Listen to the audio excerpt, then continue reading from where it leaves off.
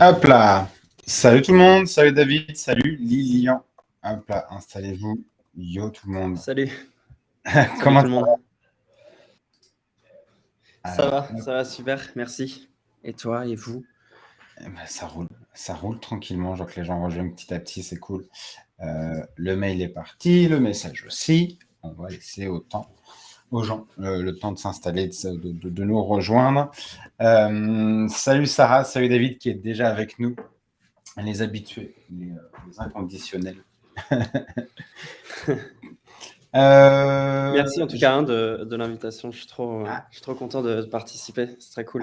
Avec grand plaisir, avec grand plaisir. Tu sais que je suis ton travail un peu dans l'ombre, je pense, comme beaucoup, depuis déjà quelques temps. Et du coup, je me suis dit, bon, c'est l'occasion, maintenant que tu es au sein de la communauté, de te faire venir pour que tu puisses nous parler de tout ça.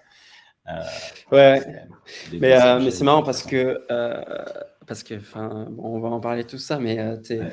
tes vidéos vraiment au tout début de mon aventure Webflow, c'était ce que j'avais regardé, notamment les lives que tu faisais, Ouais, que tu ouais, postais sur YouTube. Il y en a peu quand même des tutos Webflow français ouais, sur YouTube, donc c'est ouais. vrai que je regardais ça aussi, donc voilà, grave content de faire partie de la communauté maintenant, Trop bien, bah, ravi que ça ait avec le reste des pu gens. t'aider. En effet, ça commence à remonter parce que je crois que les premiers lives sur YouTube, alors peut-être même avant avec Sapiens, peut-être que tu regardais les lives avec Sapiens, avec les gars, Ouais, ouais, aussi, tu vois, en ouais. plus, donc ça remonte encore. On, on est Ouais. sur, je pense qu'il y a 2 ans, 2 ans et demi peut-être. Ouais, un truc comme ça. Ouais, Bon. je me souviens plus trop. C'était vraiment les tout débuts. Il s'en est passé des choses depuis. Oh oui, pour toi comme pour moi. Mais c'est pour ça, c'est bien, tu vas pouvoir nous en parler de tout ton parcours Ouais. juste après. Je vais juste rappeler. Hop là, parfait, on a Laurent qui arrive, nickel. Je vais juste rappeler un petit peu en avance le planning de la semaine. Salut Laurent. Salut Laurent. On a une semaine avec pas mal de choses, des choses en présentiel, des choses en live. Donc c'est cool. C'est une première grosse semaine après une semaine 100% live d'hier. Cette semaine, on a donc aujourd'hui Lilian qui vient nous parler pendant 1 heure et demie en session Spotlight. Demain, on va avoir Pauline et Mélina de l'agence Eddy, qui est une nouvelle agence qui est née d'une collaboration entre Pauline et Mélina. Et donc, elles vont nous parler de la création de cette agence-là, comment elles sont passées de solopreneur à agence. Mercredi, on a Benjamin qui va venir nous parler de bande de designers, qui est un de ses projets avec des amis designers, et également d'une manière un peu plus large de pourquoi c'est important de s'entourer voilà, avec des créateurs, des créatifs, etc. autour de soi pour notamment progresser et puis se porter en ayant un premier réseau. On en reparlera mercredi avec lui. Jeudi, on a les sessions cowork, les sessions classiques pour répondre à toutes les questions, freelance, webflow, design, de vive voix. Et puis on a un live le vendredi soir qui va faire un peu écho à la session Cowork.js de la semaine dernière. C'est un live porté sur donc le local storage. Comment on fait pour venir y stocker de l'information et la réinjecter dans une page, donc notamment pour venir personnaliser des titres. Une fois qu'on a déjà eu l'information du nom de la personne ou de son email, etc., on peut aller plus loin dans la personnalisation et essayer de franchir un premier pas dans la relation avec le client. Donc ça, on va le voir jeudi soir, 21h.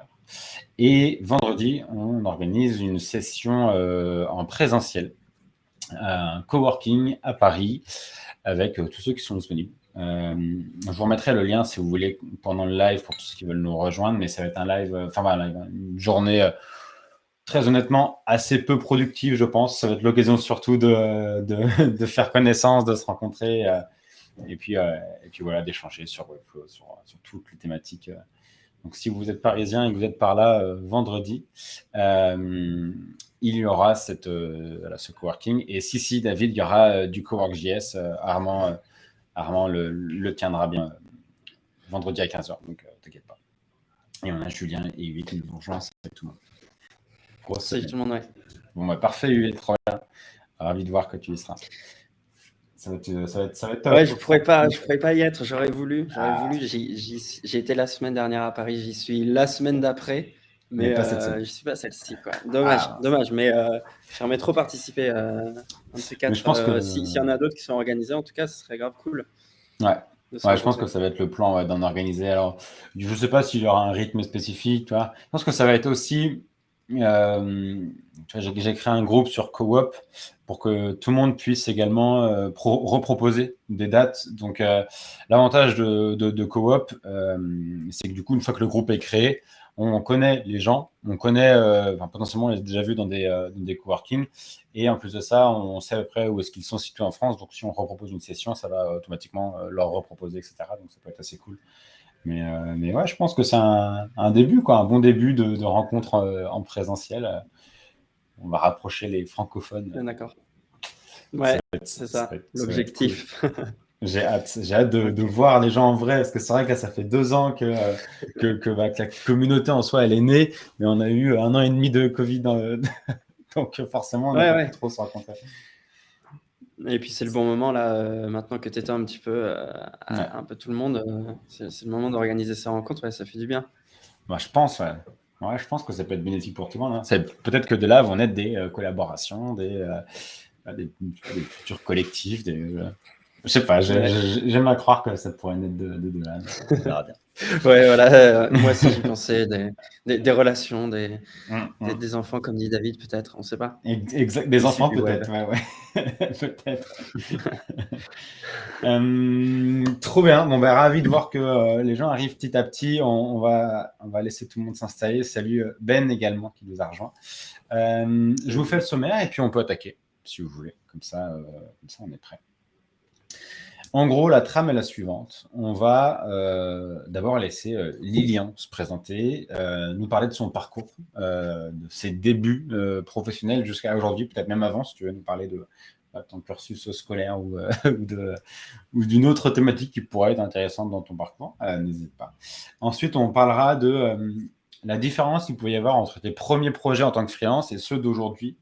Et, euh, et en fait, ça va faire une petite transition avec 3 points qui sont liés à de l'enseignement ou du moins une approche que tu as qui est liée donc à la sensibilisation environnementale.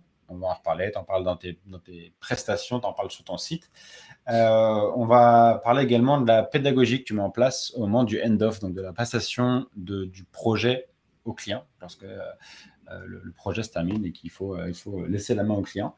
Et on parlera plus en ouverture sur la fin de cette page laboratoire que tu as sur ton site et de ton contenu LinkedIn. Ouais, On aura l'occasion voilà, de rebondir là-dessus parce que je pense qu'il y a des choses très intéressantes. ouais, cool. Trop bien. J'en profite dès maintenant. Des fois, je le mets à l'écrit, des fois, je le fais de vive voix, mais n'hésitez pas à poser des questions dans le chat si vous avez des questions. Franchement, voilà, on va y répondre au fur et à mesure. Donc, si vous êtes en live, bah, n'hésitez pas à mettre les questions pendant la session. On rebondira dessus soit pendant la session, soit à la fin. Et si vous êtes en train de regarder le replay, eh bien, salut. N'hésitez pas à mettre les questions en commentaire ou sur le Slack. Enfin, voilà, il y a plein de moyens de contacter Lilian également. Je vous montrerai tout ça juste après. Trop cool. On commence par le parcours. Ouais, Let's go.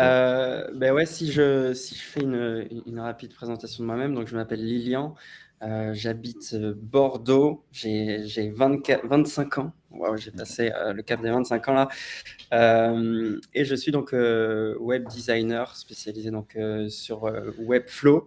Mm.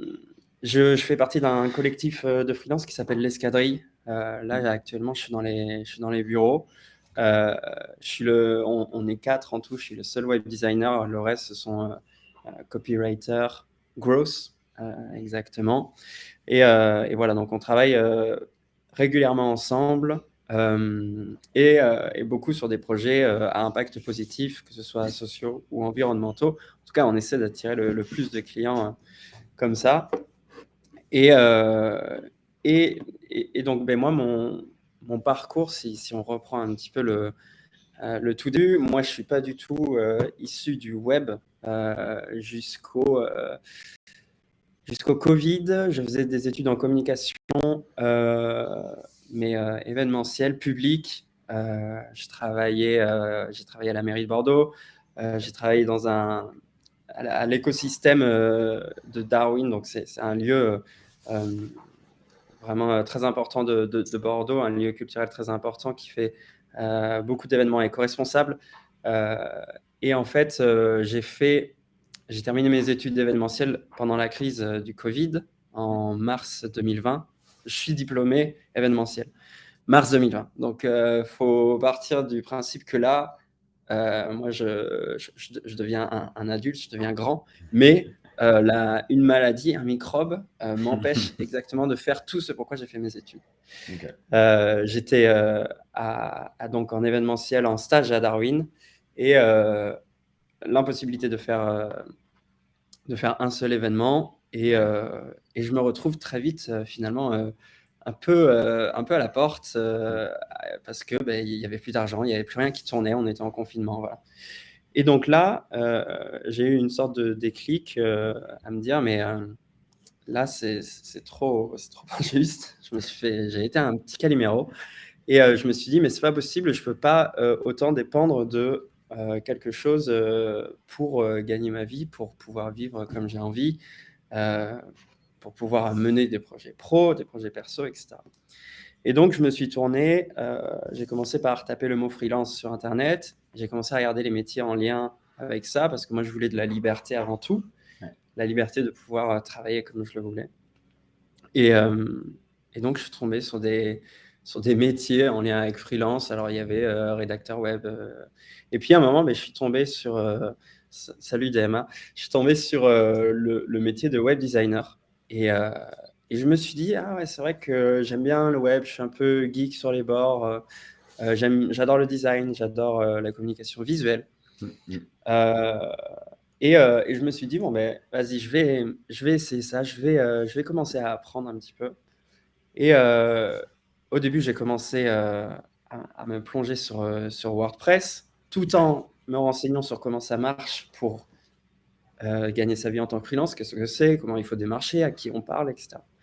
Et je me suis formé sur WordPress au début, grâce à une formation d'ailleurs qui s'appelle Live Mentor. J'ai été accompagné pendant 3 mois avec eux. Et en fait, c'était les débuts de l'entrepreneuriat pour moi.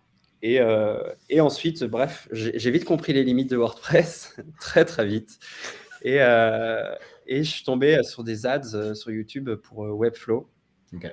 Et là, le déclic immense en me disant, bon, mais ça y est, là, en fait, j'ai exactement trouvé ce que je voulais, c'est-à-dire allier ce côté un peu geek avec le design, quoi. Parce que ce qui me manquait sur WordPress, c'était de pouvoir designer, c'était de créer une maquette et pouvoir la reproduire à l'identique. Et c'est là que j'ai commencé à me former.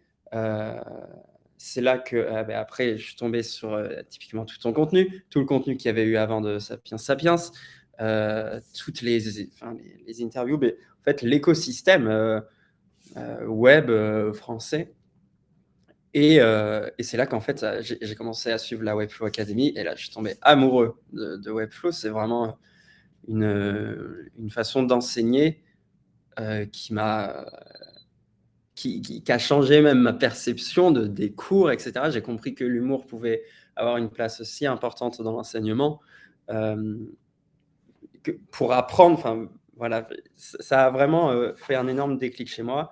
Et je me suis spécialisé donc sur Webflow, j'ai beaucoup appris. Et en même temps, j'avais cette envie de raccorder un petit peu avec l'événementiel et le côté éco-responsable des événements que je produisais avant. Donc c'est pour ça qu'en fait, j'ai fait une sorte de mix des deux, en voulant, en attirant des boîtes à impact positif. Donc impact positif, ça peut être des impacts sociaux, environnementaux. Et voilà, et c'est comme ça qu'après, je me suis inscrit sur Malte. Je me suis fait, des boîtes m'ont repéré parce que justement j'avais un site qui prenait l'éco-responsabilité. Donc j'ai attiré des boîtes aussi dans ce sens-là. Pas que, évidemment, parce que sinon ça serait trop beau. Et j'apprécie aussi travailler avec des boîtes qui n'ont aucun rapport avec l'éco-responsabilité. Mais voilà, c'est une volonté qui m'est chère parce que c'est aussi la quête de sens dans ce qu'on fait. Et, et voilà où en tout cas j'en suis aujourd'hui. J'arrive à vivre de mon activité. Pour moi, c'est assez incroyable parce que enfin, vraiment, en mars 2020, je savais même pas ce que c'était Webflow, quoi. Bah ouais, Et, en 2 ans et demi. aujourd'hui, Hmm. ouais, aujourd'hui, c'est ma vie, quoi. Voilà. Ça fait c'est, partie de ma vie, en tout cas. C'est pas ma vie, mais c'est voilà. une belle aventure, une belle reconversion parce que nombreux Ouais, sont ceux qui ont été touchés en effet, par le merci. Covid, par tu vois, enfin, comment dire, cette reconversion forcée à cause du manque de travail, enfin, du report potentiellement d'événements, etc. Donc, je trouve que tu as quand même assez bien rebondi en capitalisant sur les autres centres d'intérêt que tu avais, comme tu disais, les communications, le Ouais. design, etc. Et finalement, en sortant un peu de ta zone de confort pour aller dans le milieu du web et en te formant du coup, parce que finalement, tu aurais pu faire le choix de dire, bah, ouais, je deviens graphiste. Mais finalement, c'est bien Ouais. cette expérience web qui te plaisait. Mais C'est c'était beau. vraiment cette quête de sens et de liberté. En fait, je me rappelle faire des entretiens post-Covid et où à Bordeaux, le secteur communication est très bouché. Donc, j'allais à des Mm. entretiens. On était parfois 200 sur la liste. Et puis, Wow. tu sais, tu as le truc, il n'en restera qu'un. Et donc, tu as des épreuves. Et Ouais. pour aller, tu as des contenus écrits, tu as des contenus visuels, tu as un oral. Et à la fin, il y avait 2 fois, en gros, que j'ai terminé finaliste et je me suis fait Ah, tège à la fin. Et donc là, à chaque fois, j'étais là, mais j'avais un peu cette rébellion en moi de me dire, mais je peux pas décider mm. que quelqu'un d'autre décide de ce que je vais faire, de mon destin et tout. Et ça, cette frustration-là, c'est comme ça que j'ai les transformer en me disant, OK, je vais devenir indépendant, je vais gagner mon argent moi-même, je vais faire être voilà, indépendant, autodidacte et gagner ma vie sans la volonté de personne, quoi. Personne d'autre, en tout cas.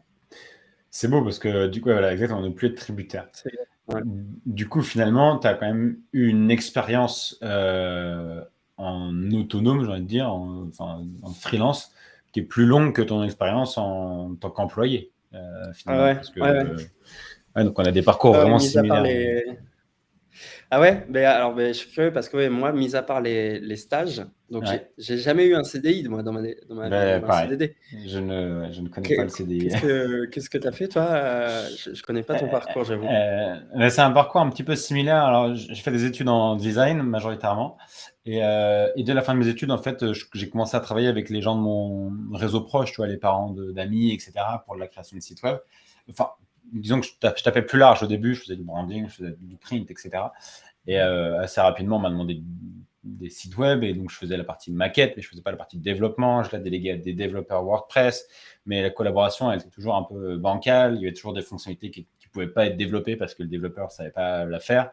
Ou alors c'est trop technique, donc il refusait de la faire. Et, euh, Mmh. et du coup, j'ai cherché un moment à gagner en autonomie. Donc, je l'ai testé WordPress, tu vois, avec Divi, avec Elementor pour les faire moi-même. Et tout comme toi, il y a une journée, enfin, je pense que c'est pas une journée, mais c'est pendant un mois, j'ai dû me prendre des pubs de Webflow à la suite. Et du coup, il y a un moment où j'ai craqué. J'ai testé et tout comme toi, j'en suis tombé amoureux. Je me suis mis un mois dessus, vraiment non-stop à le tester en long, en large, en travers pour me former. Et tu vois, depuis, j'ai pas quitté Webflow. Ouais. Mais voilà, tout comme toi, dès la fin de mes études, c'était un parcours direct en freelance auto-entrepreneur. Ouais. Ouais, Les ouais. seuls OK. CDD, enfin CDD, les seules fiches de paye que j'ai eues, c'était les jobs d'été, quoi. Donc, Ouais. Et exactement pareil, tu vois. exactement pareil. Les seules fiches que j'ai, c'est ça. Mais c'est ça aussi, c'est ça la magie du web, c'est de pouvoir aussi avoir un métier où on est tous connectés, on peut avoir des collègues, etc.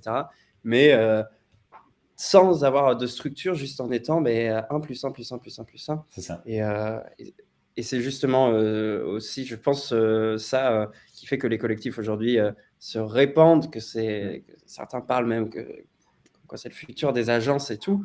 Ouais. C'est un modèle auquel je crois parce que c'est vraiment la volonté de chacun de faire ce qu'il veut tout en étant et travaillant ensemble, quoi. Je m'éparpille un peu, Non, non, mais c'est c'est exactement ça. intéressant.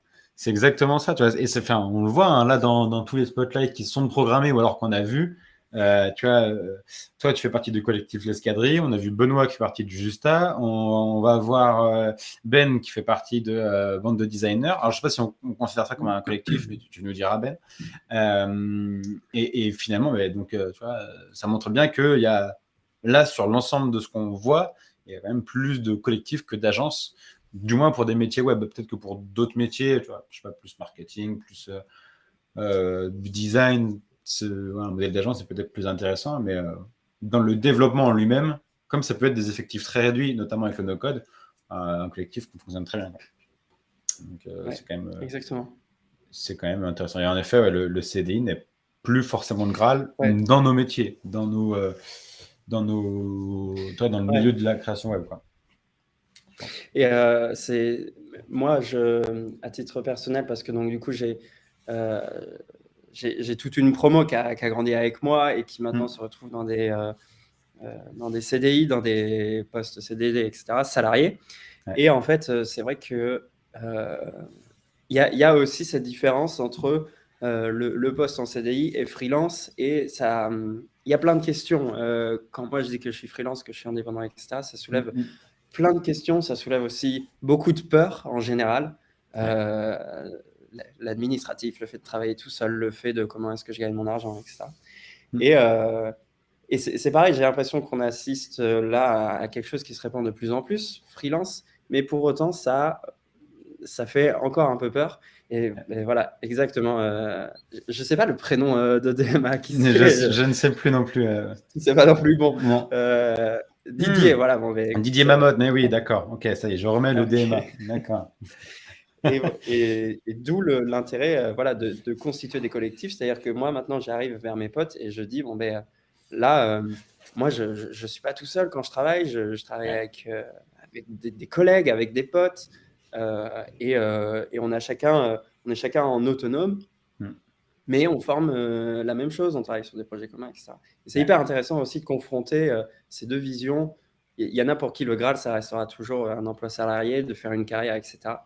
Ouais. Et il y a ce nouveau mode qui arrive, qui est le travail en collectif, le freelance, etc. Mais enfin, je pense qu'il y a de plus en plus de freelance aussi parce qu'on baigne de plus en plus dans des réseaux où il y a des freelances. Je me souviens, le jour où je me suis mis à mon compte, la seule personne que je connaissais qui était un auto-entrepreneur, c'était mon père, qui avait fait ce saut-là pratiquement 2 ans avant. Et qui du coup avait vécu, parce que lui, il connaissait absolument personne, il avait vécu ces galères de, bon, bah, qu'est-ce que tu dois payer, les cotisations, les devis, les factures, tout ça. Et du coup, quand je me suis lancé, bon, bah, j'avais un référent qui me disait, bon, bah, fais attention à ça, il y a les cotisations, tu vas payer, etc. Et finalement, quand je me suis lancé, d'autres personnes après se sont lancées et sont venues me questionner sur ces mêmes sujets-là. Et en fait, bah, finalement, là, aujourd'hui, on est dans un monde où je suis absolument certain que vous connaissez quelqu'un dans votre réseau proche qui au moins s'est mis à son compte, bah, par exemple nous déjà, mais au moins quelqu'un d'autre qui s'est mis à son compte et à qui vous pouvez aller poser une question. Et ça va, mine de rien, rassurer.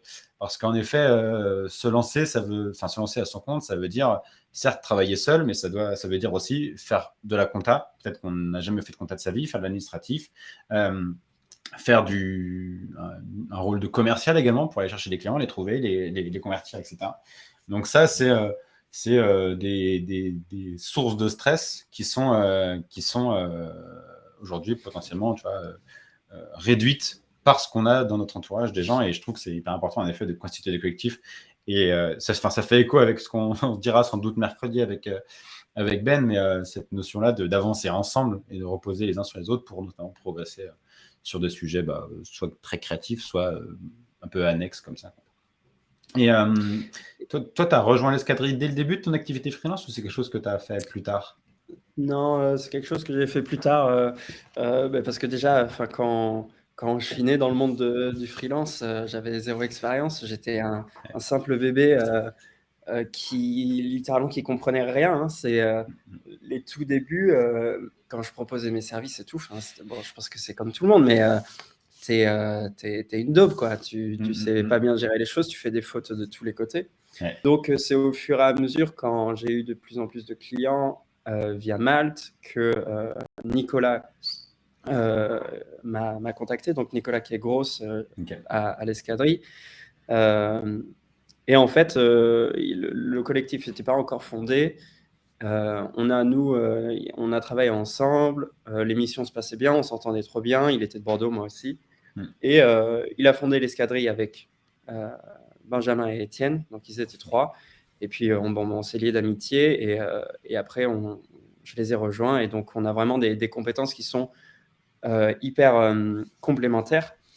Et c'est une force quand aujourd'hui j'ai un client qui arrive avec un site web et qu'il n'est pas sûr du contenu qu'il met, ou il n'est pas encadré, il n'a pas d'encadrement, c'est lui qui écrit ses propres textes. Des fois, c'est un petit peu hasardeux, un petit peu maladroit, et c'est là que moi, je peux prendre Étienne avec moi et dire, on propose un service, et là, du coup, le client se retrouve complètement accompagné, en fait.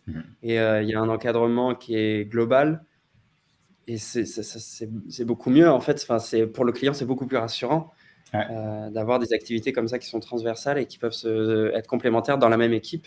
Ouais. Ça fait une équipe complètement flexible, quoi, sur mesure, adaptée aux besoins.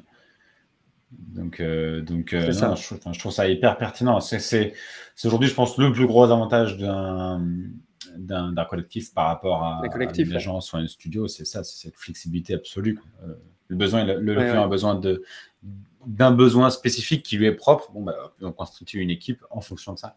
Et je trouve ça en effet royal. Donc là, aujourd'hui, vous êtes combien avec l'Escadrille? Là, on est 4. On est un tout petit collectif. Ok. 4 personnes, un copywriter, moi je suis web designer, et les 2 autres sont concentrés sur la partie, un petit peu de tout, qui est le growth. Alors ils parlent vraiment d'un langage des fois que je comprends presque pas, mais je m'initie petit à petit. C'est des nouveaux métiers, ça aussi, c'est vrai que c'est un peu compliqué à imager la croissance. Non, mais voilà, c'est aussi génial dans la relation qu'on a, parce qu'on s'apprend tellement de choses mutuellement. Eux, quand ils ont un client qui a une petite question par rapport à un truc, moi, je peux leur donner la réponse hyper rapidement. De même, voilà, il y a à la fois une valorisation énorme par rapport au client, une valorisation énorme aussi quand tu es membre du collectif.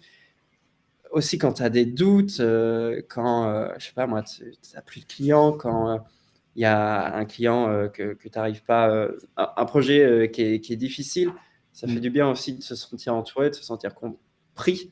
Moi, pendant tout mon début d'entrepreneuriat, quand j'étais encore un petit bébé freelance, j'étais seul. J'étais vraiment seul. Et c'était parfois effrayant. C'est pour ça que quand tu as lancé la communauté, j'étais là, mais oui, il faut faire ça, parce que moi, ça m'aurait fait du bien aussi au tout début d'avoir un Slack, d'être entouré de gens, de pouvoir poser des questions, etc. La communauté, et savoir s'entourer des bonnes personnes aussi. Je fais écho au futur Spotlight. C'est essentiel. Je pense que on peut faire sans, mais vient un moment où tu n'en tires que des avantages, en fait, que d'être bien entouré, d'avoir des personnes avec qui discuter de tes problèmes. Je vois pas quels inconvénients il pourrait y avoir à ça, au fait de rejoindre une communauté, ou rejoindre un collectif, ou rejoindre ne serait-ce qu'un groupe de discussion, d'échange, parce que vraiment, j'arrive pas à imaginer un seul inconvénient. Ça me dépasse. Mais du coup, c'est vrai qu'il faut oser, quoi.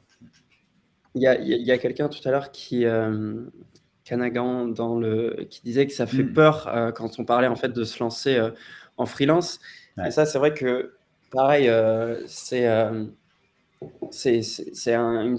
espèce de saut dans le vide. C'est quelque chose aussi que moi, mes parents, quand j'ai fait 5 années d'études dans le public et que je me lance dans le privé, auto-entrepreneur à mon compte, mes parents, pareil, ils sont issus du milieu public. Ils comprennent pas, quoi. Ils se disent, mais c'est quoi freelance? T'as un contrat, qui c'est qui t'embauche, etc. Donc il y a beaucoup de questionnements. Heureusement, Internet répond à beaucoup de ces questions. Et c'est là où aussi il y a ce côté où il faut apprendre aussi, passer beaucoup de temps à lire, passer beaucoup de temps à essayer de comprendre les choses, à essayer de répondre aux questions qu'on se pose, quoi. Mm. Et heureusement, après, au fur et à mesure, tu rencontres des personnes qui sont comme toi et qui peuvent, elles aussi, y répondre. Ah, c'est soit, pour moi, c'est soit tu passes en effet beaucoup de temps à te documenter, à te questionner sur Google, etc. Soit tu rejoins un groupe avec des gens qui sauront te parler de leur parcours, de leurs erreurs, et du coup, enfin, t'évites toute cette phase-là de documentation. Alors, tu t'informes de toute la même manière, mais t'évites de lire voilà, les 1001 paragraphes pour en sortir de l'information Ouais, clé. Là, tu l'as directement, donc tu gagnes du temps, mine de rien. Et tu gagnes du réseau aussi. Parce que c'est pareil, je suppose que ouais, ça fonctionne également de la même manière, mais si jamais quelqu'un parmi les cadres de l'escadrille a un besoin Webflow, du coup, il va t'appeler toi, parce que tu fais partie de ouais, enfin, de ouais, mais bien sûr, ouais. ce réseau, quoi. Bon, bah, c'est Ouais. ok, très, très intéressant. Et aujourd'hui, si tu devais, donc au-delà de l'aspect organisationnel, peut-être, enfin lié à comment dire, au-delà de l'aspect de groupe que tu peux proposer avec ce collectif, tu dirais que c'est quoi la grosse différence qu'il y a entre ton premier, ton deuxième, ton troisième projet et là, ton projet le plus récent? Comment ils ont évolué tes projets depuis le début de ton aventure freelance? Euh, Déjà, un point que j'aurais voulu comprendre plus tôt, c'est être leader avec le client, ou en tout cas cadrer tout le process. Et quelque chose que je faisais au tout début de mes expériences freelance, c'était que bon, ben, le client, il me disait, bon, ben voilà, j'ai un besoin. Moi, déjà, je ne captais pas du tout le besoin. Je ne prenais pas vraiment de temps pour savoir ce qu'il fallait faire. Je répondais direct, oui, vas-y, ça, je sais le faire. Et il me disait tout le listing de choses à faire. Je lui disais, OK. Il me disait, attention, il y a ça en retour. Je faisais, OK. Il y a ça en retour. OK, OK, OK, OK. Donc, du coup, déjà, je me prenais des retours et des retours et des retours à l'infini. Et ça, c'est très frustrant enfin, Très dans la vie chronophage, d'un très. web Ouais. designer, je pense. Ouais, ouais, Ouais. ouais. Et en plus, bon, ben, j'étais un petit peu peureux, donc j'étais là en mode OK, OK, vas-y, je le fais, tout ça. Hmm. Au final, j'ai appris à cadrer et déjà à réserver des créneaux où on peut discuter ensemble, passer le truc en review ensemble. Comme ça, moi, Ok. s'il y a un changement, je le fais en live et on se dit, OK, voilà, je fais ce changement-là, regarde si ça te plaît, si ça te plaît, OK, on valide pas, Hmm. etc. Donc des sessions, on va dire, où on discute live ensemble. Bien sûr, là, je parle de micro-changements, je ne parle pas de refonte de site entière. Ouais, bien sûr. Euh, et après, ce qui a changé aussi, c'est mon organisation avec le client. Comment est-ce Hmm. qu'on discute? Comment est-ce qu'on s'échange les fichiers? Hmm. Des trucs aussi simples que ça, mais avant, c'était le brouillon total. On pouvait passer par mail, par Slack, par WhatsApp. Ok. C'était n'importe quoi. Aujourd'hui, je centralise tout sur Notion. Ouais. Euh, les documents, les factures, toutes les vidéos que je fais pour justement lui donner de l'indépendance après. Aussi, dans ma façon de m'organiser sur Webflow, euh, j'ai appris le BEM naming. Hmm. J'essaie de fonctionner aussi avec les folders de FinSuite et de faire Ouais. des classes qui sont rangées. Bon, ça, c'est encore quelque chose que j'apprends, mais voilà, essayer en fait de structurer les classes, de rendre le site le plus évolutif possible, parce qu'on sait très Ouais. bien que tu construis un site, le client il est content, tu reviens dessus 6 mois après, il y a des fois où tu captes rien, tu captes même pas ce que tu as fait avant. Donc aussi dans la structure du site, je passe beaucoup de temps moi À optimiser. à vérifier que j'ai bien nommé mes classes et tout, parce que je sais que dans le mois futur sera content de ce changement-là, quoi. Ouais. Voilà, ça C'est c'est c'est- des points essentiels. c'est des points d'organisation qui certes peuvent faire gagner du temps à quelqu'un d'autre s'il remonte son projet, mais souvent c'est toi qui vas être appelé pour faire cette évolution, pour faire enfin, Ouais. une autre refonte, un ajout de page haute. Donc finalement, tu te gagnes du temps au toi du futur et c'est là où enfin, ça c'est quelque Ouais, chose que tu c'est ça. Et regretteras puis jamais. ouais, et puis on a maintenant des ressources vraiment trop Hmm. cool pour le nommage de classe. Ouais. Rien que FinSuite, qui propose un nommage universel. Alors, moi, j'ai utilisé FinSuite comme nommage, et puis au final, j'évolue un petit peu. Au début, j'étais sur BIM, après j'ai été à FinSuite, maintenant je fais un petit peu un cumul des deux. Ouais. Et je trouve que c'est difficile ça, parce que tu espères toujours qu'il y a le nommage parfait des classes, tu espères toujours que tu vas trouver un système, et ça va rester toute ta vie, et ça va être génial, quoi. Mais en fait, ça évolue tout le temps, parce que tu trouves qu'il y a d'autres fonctionnalités, parce que ta façon de construire les choses, elle change. Ouais. Et ça demande un effort aussi d'accepter ça, je trouve, que de se dire, OK, je serai un peu toujours en difficulté par rapport à ça. Il y aura toujours un petit peu de frustration. Ouais. Mais ça fait partie du truc. Ça ne sera jamais carré, droit, quoi. Je ne sais pas Mais- comment tu construis, toi, comment tu penses à tout ça. Non, mais on est sur la même approche. Moi, j'ai appris et j'enseigne par le BEM. Donc, toi, dans la formation, on n'apprend pas d'emblée à travailler avec Client First. Parce que je pars du principe qu'avant de travailler avec Client First, il faut comprendre la structure du web de manière générale. Et l'approche de BEM est la plus intéressante pour ça. Donc, BEM, pour ceux qui ne savent pas, ça correspond à bloc, élément, modifieur. Le bloc étant un élément basique, l'élément étant un élément enfant de ce bloc-là. Donc, par exemple, card étant le bloc, card title, card description, card image pour les différents éléments. Et on va avoir un modifieur qui est donc la lettre M de BEM, qui va nous permettre de faire une variation, notamment peut-être avec une combo classe, ou alors à définir si on souhaite travailler avec une seule classe. Donc, on aura notre BEM en interne dans la classe complète. C'est un autre sujet, on pourra refaire un live là-dessus sans problème. Mais je trouve que cette approche-là, elle vaut le temps de se l'approprier, parce qu'elle est en fait hyper flexible. Là où l'approche de Client First, elle va très bien marcher pour des sites relativement classique, statique, un profil de site pour une PME, startup, classique. Mais dès qu'on va aller sur la structure un petit peu plus créative peut-être, forcément on va devoir penser la structure différemment. Et là, l'approche de Client First, elle peut être gênante pour nous.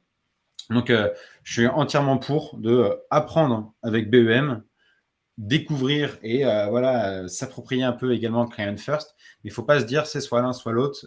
Les deux vont cohabiter. En fait, Client First est issu de BEM. Donc, le plus important pour moi, c'est d'apprendre BEM. Et si vous faites en effet des sites relativement classiques dans la structure et que vous potentiellement utilisez des librairies comme Realium ou autre, là, Client First va prendre son sens parce que c'est construit avec. Donc, vous allez vous y retrouver. Mais si vous recherchez plutôt d'aller sur des sites plus expérientiels, plus immersifs, plus créatifs, l'approche BEM va sans doute permettre de gagner du temps. Mais ça, c'est juste une approche de nommage. Ouais. Dans tous les cas, en fait, à apprendre simplement à bien structurer un site web, ne serait-ce qu'avoir en fait conscience des différents éléments, de comment les nommer, etc. Déjà, ça commence à faire travailler le cerveau correctement, on va dire. Et surtout, ça permet au fur et à mesure de progresser, de mieux comprendre les classes qu'on pourrait utiliser. Et pour moi, je sais que ça a été un des éléments aussi qui m'a complètement structuré par rapport à mes clients, par rapport au rendu que je leur donnais. Je reviens en fait à la question que tu me posais, mais ça a été aussi un des game changers par rapport aux prestations que je faisais au tout début. C'est le nommage des classes, et au-delà du nommage des classes, en fait, l'organisation qu'il y a derrière, la façon de penser la construction d'un site web. Ça, c'est En fait, si je dis tu, mais si on se questionne à chaque fois qu'on avance sur un projet en disant « Ah, j'aurais peut-être dû faire ça différemment, etc. », c'est une preuve qu'on évolue et qu'on apprend également, enfin qu'on devient meilleur en fait de jour en jour. Et donc, je préfère avoir ce ressenti-là, et donc je préfère l'accepter. Même moi, je remonte sur des projets sur lesquels j'ai pu avancer il y a de ça 6 mois. Je me dis « Ah ouais, là par exemple, j'aurais peut-être dû imaginer ça différemment, etc. » sur des choses très précises, mais voilà, je me dis, tiens, là, j'aurais peut-être pu gagner du temps aujourd'hui en l'ayant fait différemment à l'époque. Et du coup, c'est comme ça, c'est par ces réflexions-là qu'on se nourrit et qu'on évolue et qu'on avance. Donc, on apprend de ces projets précédents, et je trouve ça quand même à chaque fois intéressant. Si on fait le projet, on l'oublie et on avance, et en fait, on n'évoluera jamais, on fera que de la répétition, et ce ne sera pas forcément pertinent pour le plan global. Je trouve qu'il faut accepter et ça vaut même en dehors du nommage de classe, c'est aussi pour progresser, accepter de se tromper, Mm. accepter de pas être aussi bon que ce qu'on voudrait Mm. pour avancer. L'accepter, ça permet de voir ce qu'il y a encore à progresser. Ouais. Ça donne aussi un but, Ouais. plutôt que de se morfondre à se dire bon ben voilà, je vais pas, j'y arrive pas ou je suis pas à la hauteur, etc. C'est des, enfin moi je sais que à mes tout débuts sur Webflow, quand je faisais des sites qui étaient vraiment pas à la hauteur de ce que je voulais faire, ça m'épuisait rien que d'y penser, j'étais Ouais. déprimé et tout. Mais aujourd'hui, bon, ben, maintenant que j'ai acquis de la confiance, que j'ai acquis tous ces échecs, mais qui me sont propres, puisque les clients étaient très contents au final. Bah ouais, ouais. Mais au final, tu as envie de donner le meilleur, tu comprends ce sur quoi tu pêches Mm. et tu sais ce sur quoi progresser aussi, les prochains tutos que tu vas regarder, etc. etc. Et ça, c'est un moteur aussi bah, de réussite au final global, mais aussi d'amélioration pour soi-même. Je trouve ça hyper important et en effet, développement de compétences et cette remise en question, c'est fait pour se perfectionner au fur et à mesure et enfin, progresser en interne, j'ai envie de dire, même si on est tout seul, mais se documenter et avancer en fait Ouais, dans le bon sens. En fait, en faisant ça, en se remettant en question, en regardant en arrière ce qu'on a pu faire, c'est le meilleur moyen d'avancer. On ouais. ne pourra jamais reculer avec ça. En fait. Donc là, en effet, c'est l'avantage du freelance. On a la flexibilité Ouais, pour faire ça. entièrement d'accord avec ça aussi que c'est l'avantage du freelance parce que du peu d'expérience professionnelle salariée que j'ai, voilà, on n'a pas cette réflexion. Exactement, Mm. ça m'ôte les mots de la bouche. En fait, on a vraiment l'impression quand on est freelance, euh, si je pense en mode entreprise et tout, ben, on investit sur soi, on met du capital sur soi comme si on était un petit outil qu'on voulait améliorer de Ouais. jour en jour et de jour en jour. Et, euh, et en fait, ça va de pair aussi avec un petit peu de développement personnel, de remise en question, de savoir comment je me sens quand je fais ça, et qu'est-ce qu'il faudrait que Mm, mm, j'améliore, mm. etc. Et ça va de pair avec vraiment ce rôle de freelance qui est indépendant, mais qui est de comprendre voilà, comment est-ce que je m'améliore moi dans mon travail, mais comment est-ce que je m'améliore aussi moi dans mon ressenti, dans ce que je produis, dans mes relations avec des personnes avec qui je travaille. C'est un tout et c'est génial pour ça que ce statut d'indépendant, c'est que tu progresses autant au niveau professionnel que personnel. Mm. Si tu as envie de progresser, c'est toi que ça regarde, c'est pas quelqu'un Ouais. d'autre. Donc ça, c'est génial.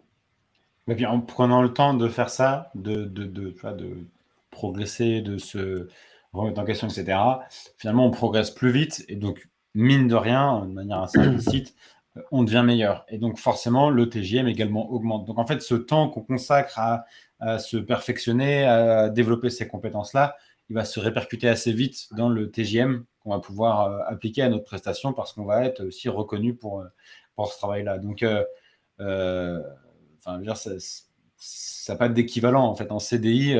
Même si on faisait ça, c'est le patron, enfin, c'est l'entreprise qui prendrait en valeur, en technicité, et Mm. donc la personne en CDI, en salariat, elle serait sur le même taux horaire en fait, on va dire.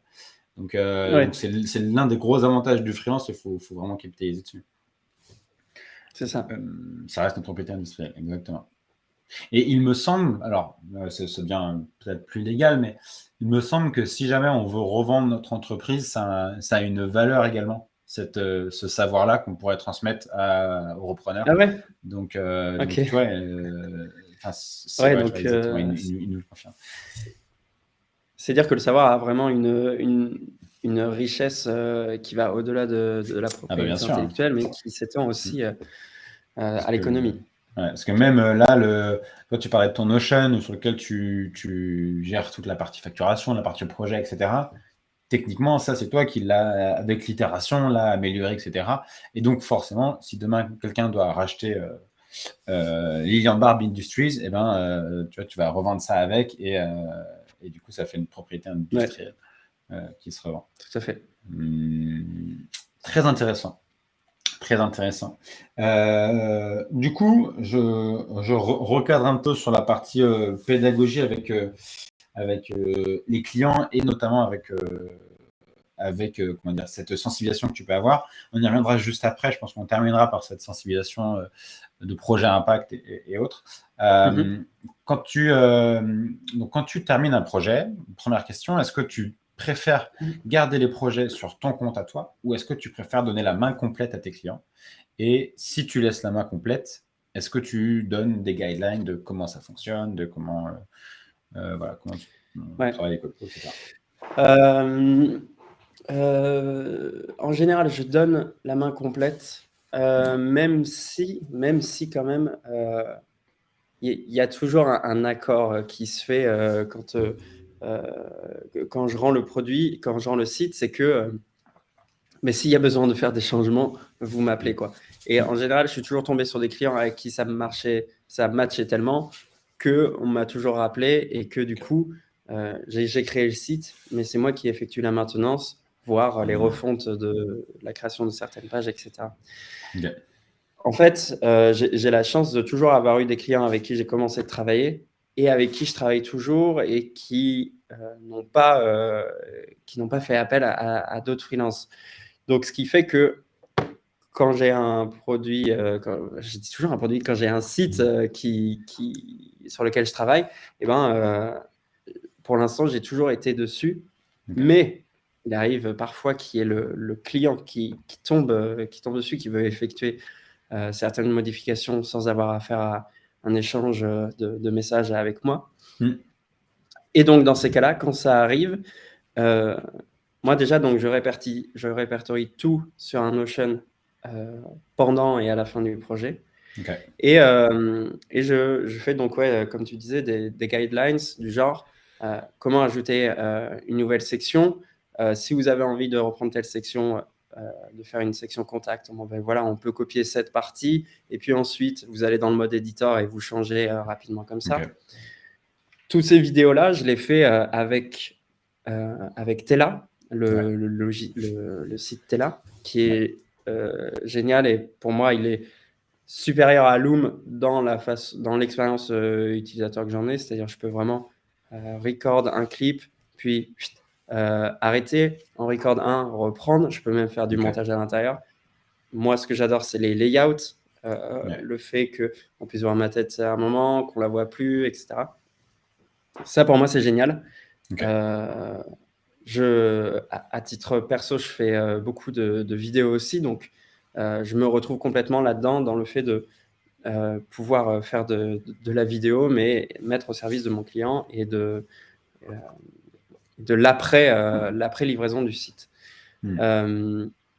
Et ce que j'explique là-dedans, mais en général, c'est vraiment ouais, des choses assez basiques, mais pour qu'ils puissent quand même gérer en toute indépendance, du genre pouvoir créer une nouvelle section, pouvoir modifier du texte, pouvoir se servir du style guide aussi. Ouais. Et voilà, ouais. Du coup, enfin, je trouve ça quand même assez risqué, tu vois, de laisser le client créer une section, potentiellement la modifier, etc. Donc, tu as un travail de sensibilisation, peut-être rien qu'au système de classe, en disant, bah, si là, tu décides de changer la couleur de ce Ouais, titre-là, attention, tu choisis de changer la couleur de cette classe, et donc potentiellement, il y a des répercussions, etc., sur les autres pages. Donc, finalement, tu as quand même, je pense, un degré d'enseignement qui est quand même un peu plus important qu'un simple end-of classique où on dit, bon, bah voilà l'éditeur, voilà le CMS, touchez à rien. Voilà, ouais. touchez à rien du reste, quoi. Alors que toi, tu dis non, vous pouvez aller dans le designer. C'est souvent un peu la hantise de se dire le client qui commence à rentrer dans l'interface designer, on se dit non, c'est le début de la fin. Et toi, finalement, Ouais. tu dis non, vous pouvez y aller, Non, mais par contre, ouais. attention. Ok.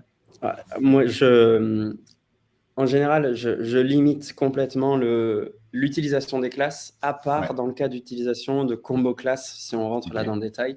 ok, Mais je dirais toujours de ne jamais nommer ou renommer un élément, toujours d'ajouter une combo classe ou de la ok, retirer.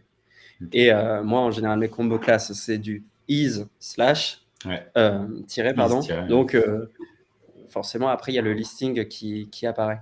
Hmm. Et il y avait une question qui demandait si ça faisait partie d'une formation en complément, enfin d'un service en complément. Moi, je l'inclus directement dans ma prestation, mais bon, je l'inclus dans le package global, mais pour moi, ça fait partie littéralement de la prestation. Parce que j'ai pas envie, en fait, de mettre le couteau sous la gorge à mon client en mode, tu sais quoi, tu veux faire des changements, ben, tu m'appelles. Et puis voilà, tu Ouais, vois. bien sûr. Je veux vraiment qu'il ait cette liberté, qu'il ait cette aisance de pouvoir utiliser son site. Déjà, la confiance avec le client, elle est beaucoup plus forte d'un coup. Ouais. Et la relation, donc, elle devient en fait plus saine. Et au final, il te rappelle à chaque fois, puisqu'avec toi, il est sûr d'avoir un résultat qu'il apprécie, puis Ouais. de pouvoir dessus pouvoir le modifier. Alors, quand je dis modifier, hein, c'est bien simplement hein, quand même. Ouais, bien sûr. Là, je parle des combos de classe, de copier ces sections et tout. Mais j'ai toujours, comme je disais là précédemment, j'ai toujours eu des clients avec qui je refaisais des projets encore et encore et encore. Et donc, du coup, ça naît de cette confiance-là, de cette formation, de cette, de cette attention portée sur le produit, il est délivré, ok, mais tu peux en faire ce que tu veux, Ouais, t'es après. autonome quoi derrière. Toi, tu garantis l'autonomie, tu Ouais. garantis pas Ouais. juste la simple prestation finie et puis bon bah vous y touchez pas. Non, là il y a de l'autonomie derrière et ça c'est quand même hyper intéressant. Je pense que ça va être très clairement une des composantes 2023-2024 des prestations qui vont vraiment avoir du succès. J'en parle assez fréquemment avec l'arrivée par exemple l'évolution des symboles en composants qui permettent par exemple de créer des sections et d'un seul coup en un clic changer les textes, changer les boutons, changer les images, enfin changer même l'affichage de certains éléments. Ça permet vraiment d'avoir de la sécurité parce que c'est un symbole. Donc finalement, on joue que sur une instance, on joue que sur un override. Donc c'est juste cette instance-là qui change. Le client, il a la même liberté de fond, donc le texte, changement de texte, changement d'image, changement de lien. Mais en plus de ça, il va commencer à pouvoir jouer avec de la visibilité. Et ça, je trouve ça assez intéressant. Et puis, on a l'arrivée des librairies. Alors, on pense souvent à Rium et autres, mais ça, c'est pareil. Je trouve que c'est un moyen de rendre les clients autonomes à la fin d'une prestation. C'est un moyen de leur dire, bah, vous pouvez maintenant, je sais pas, créer une landing là par vous-même parce que vous avez cette librairie d'éléments-là que vous pouvez réappeler et construire des pages comme ceci. Et si demain, il y a vraiment besoin que je revienne et que je crée un nouveau style de section, nouveaux éléments, etc., et bien, je reviendrai. Mais du coup, je reviendrai pour vous apporter de la valeur et pas juste pour exécuter. Et ça, je trouve que ça crée vraiment une relation encore plus intense entre les deux parties. Ouais, mais je t'entendais discuter l'autre jour à propos des composants, oui, je crois que c'était sur No Code France, et où tu disais que en fait, l'avenir, ça allait plus être les librairies que les templates. Et ça, je suis entièrement d'accord. Je pense que ça sera beaucoup plus facile pour un client dans le futur. Et d'ailleurs, Reloom le propose déjà. Alors, je suis jamais allé aussi loin dans l'autonomie, mais en fait, Reloom propose de préfaire des sections entières et ensuite de pouvoir les copier-coller dans son site. Alors, je suis jamais allé aussi loin parce que là, pour le coup, ça prend du temps, ça prend vraiment de la réflexion et tout. Mais c'est clairement... on peut imaginer, mais je fais que répéter ce que tu disais, de faire un site avec un style guide défini et le client, après, il pourra piocher dans une vaste librairie de composants et faire CTRL-C, CTRL-V, CTRL-C, CTRL-V. C'est ça. Et en fait, plutôt que de dire... ça, c'est le début de l'autonomie. Ça, pour moi, c'est la base, les fondations d'une autonomie pratiquement absolue pour le client parce que le client, il va venir nous voir pour dire, bon, bah, j'aimerais bien avoir une page classique, une home, une page à propos, une page tarif potentiellement. Donc là, nous, on voit 3 pages, on pourrait deviser 3 pages et dire, bon, bah, je fais les 3 pages, j'en ai pour tant de temps et c'est fini après. Alors qu'on pourrait aussi bien dire, OK, sur votre home, vous avez besoin de quoi? OK, vous avez un héros différent pour à propos et un héros encore différent pour tarif. Je vais vous concevoir 3 héros que je vais stocker dans une librairie. Ensuite, on a, je sais pas, une section avec des avis. Bon, bah, ce sera la même qu'on va rappeler sur tarif et puis la home. Bon, bah, une section avis, etc. Et comme ça, on va avoir à construire finalement non pas 3 pages, mais peut-être 10-15 éléments. 10-15 sections différentes. Et du coup, le client, il va voir que, OK, certes, il aura quand même ces 3 mêmes pages, mais que derrière, il aura la possibilité de créer une 4e, une 5e, une 6e page avec les mêmes composants en changeant de texte, etc. Et ça, en termes de valeur, je trouve que ça n'a pas d'équivalent parce que le client derrière, il est ultra autonome. Nous, on fait une prestation plus d'accompagnement plutôt que d'exécution. Pareil, c'est une prestation qu'on peut aussi pricer, etc. Avec ça, évidemment, on va faire une partie un peu formation, comme tu disais, ou avec Tela ou avec Loom, on va tourner des vidéos pour montrer comment construire une page. C'est pas forcément très bon pour nous. Le client, pour lui, c'est royal parce que ça, c'est du contenu qu'il peut transmettre à des employés en charge du site, etc. C'est tout bénéf pour tout le monde. Nous, on va pas être appelé pour refaire des petites modifications, des petits ajouts, etc. Et le client, lui, il va pouvoir créer des pages classiques avec son site. Exactement. Exactement. Et ça peut amener aussi à une certaine transformation aussi de la façon qu'on a de construire les sites. On va vers tellement plus d'autonomie. Je m'intéresse aussi beaucoup à ce que fait Framer. Framer qui te permet de faire un Figma to live site en quelques secondes. Ça, c'est impressionnant.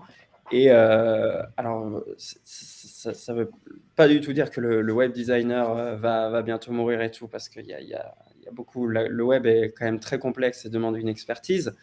Mais on va vers quand même le gars qui se forme un petit peu sur le gars ou la fille qui se forme un petit peu sur Figma et qui veut l'exporter sur Figma, qui le fait sur Figma et qui l'exporte vers Framer, peut avoir son site live assez facilement avec plusieurs heures de tuto et voilà, donc ça change aussi la façon peut-être dans le futur de travailler pour nous.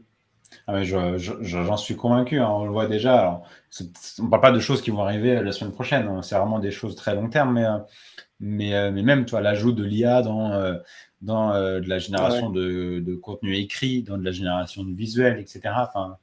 Demain, en effet, là, on voit Framer qui vraiment se débrouille très très bien. Alors, je pense qu'on est encore quand même à la cheville de Webflow en termes de fonctionnalité, mais par contre, on est sur une passerelle ultra nickel de design à développement. Mais parce que l'outil a été pensé comme ça de A à Z. Webflow a été pensé comme un outil de développement visuel de base. Donc, c'est un outil dans lequel on va coder, mais sans avoir à écrire le texte, et plutôt à jouer avec une interface. Donc, il y a encore un cap avant que Webflow fasse ça. Si Webflow le fera un jour, on ne sait pas. Mais clairement, il y a une abstraction terrible. Alors, donc, nous, on doit essayer d'apporter une valeur ailleurs. Si le client, demain, il serait capable de faire lui-même sa création de maquette et la passer sur Webflow, nous, on doit apporter une valeur ailleurs autour de ça. Exactement. Et ça, c'est à nous de le déterminer. Il y a plein d'approches possibles, mais ça nous de le déterminer. Ouais. Je reprends mes questions parce que du coup, je me perds. Ok, voilà. Ok, avant de passer à ton laboratoire et à ce qu'on parle de ton contenu LinkedIn, je vais juste revenir sur ce que tu disais et qui est flagrant sur ton site. Alors, je vais juste reprendre ton site pour le partager en même temps. Sur ton site, tu parles énormément de l'impact environnemental. Et donc, tu parlais de projets à impact positif. Là, on parle de projets environnementaux. Tu parles également de projets sociaux, etc. Pourquoi décider de prendre cet axe-là en termes de communication et comment ça se retranscrit dans tes échanges avec les clients? Pourquoi prendre cet axe-là? En fait, c'est d'abord très égoïstement, c'est le sens que je donne à ça et vouloir aussi agir positivement dans mon activité professionnelle. Ça a toujours été un leitmotiv pour moi et notamment avant toute mon aventure dans l'entrepreneuriat. Donc c'est quelque chose qui pour moi fait partie de mes convictions profondes. Lier le web avec tout ça, c'est possible, c'est pas hyper simple, c'est pas hyper démocratisé. Les résultats peuvent être visibles, mais internet, tu le touches pas, quoi. Donc il y a aucune indication, il y a aucun, il y a pas vraiment de résultats que tu peux voir de façon réelle. Donc moi, j'avais vraiment envie d'axer ma prestation là-dessus. pour montrer que, oui, il existe des indicateurs qui permettent de voir comment consomme une page Internet. Il se trouve qu'en fait, on a les pages Internet. Donc, si je fais un petit peu l'historique, Internet, ça consomme de l'énergie. L'énergie, l'énergie électrique. Et en fait, il consomme de l'énergie parce qu'il est lourd, parce qu'il a, par exemple, beaucoup d'images qui ne sont pas forcément optimisées, parce qu'il a des vidéos qui sont lues automatiquement, parce qu'il a des pages, beaucoup de pages statiques, pas beaucoup de pages dynamiques, parce que voilà, beaucoup de facteurs qui influent sur le temps de chargement du site et qui influent donc sur la quantité d'énergie demandée. Ok. Maintenant, on constate que quand on veut faire un site éco-responsable, ça veut dire qu'on fait un site qui est plus lourd, qui a moins de contenu, donc qui va plus à l'essentiel, dans la mouvance minimaliste, et qui est plus facilement accessible en termes de SEO, parce que tu as moins de contenu, donc tu vas plus cibler la façon d'utiliser les mots. Ok. Et en fait, ça, c'est des objectifs que tout site performant recherche. Ouais. Rapidité, un bon SEO et une page qui est facilement lisible sur toutes les plateformes. Il y a l'accessibilité aussi qui joue là-dedans. Donc en fait, j'ai lié ces deux pans-là, qui est la recherche de l'éco-responsabilité et la recherche de performance. Et en fait, les deux forment un noyau dur qui est ce que recherchent certains de mes clients.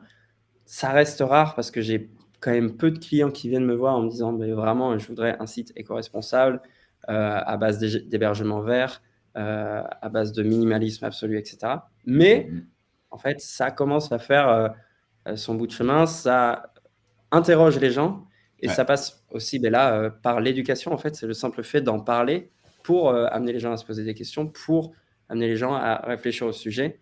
Le simple fait de dire en fait en bas dans le footer, ce site consomme 91% fois moins que n'importe quel autre site, ça fait poser, les gens se posent la question, ah bon, mais parce qu'un site ça consomme. Ouais, Ah bon, donc ce site il est éco-responsable, etc. Donc ça passe aussi par cet aspect d'éducation, de pédagogie, que de montrer l'impact aussi d'un site internet sur l'environnement. Et comment parce que du coup là on parle énormément d'optimisation, je dirais front, donc optimisation liée à de l'image, liée en effet à du contenu textuel et à de la structure. Comment tu viens expliquer que voilà, on ne pourra pas aller chercher le 100% parce qu'aujourd'hui, Webflow, nativement, si on veut utiliser Designer, si on veut utiliser Interface, etc., repose sur des services d'AWS, repose sur des CDN, etc. Donc, techniquement, notre site, aujourd'hui, en France, il est peut-être chargé depuis Roubaix ou depuis Londres, mais techniquement, il existe une autre version de notre site qui est ailleurs, dans notre serveur, qui attend d'être chargé pour un utilisateur américain ou autre. Donc, en fait, on a quand même une partie sur laquelle on n'a pas la main.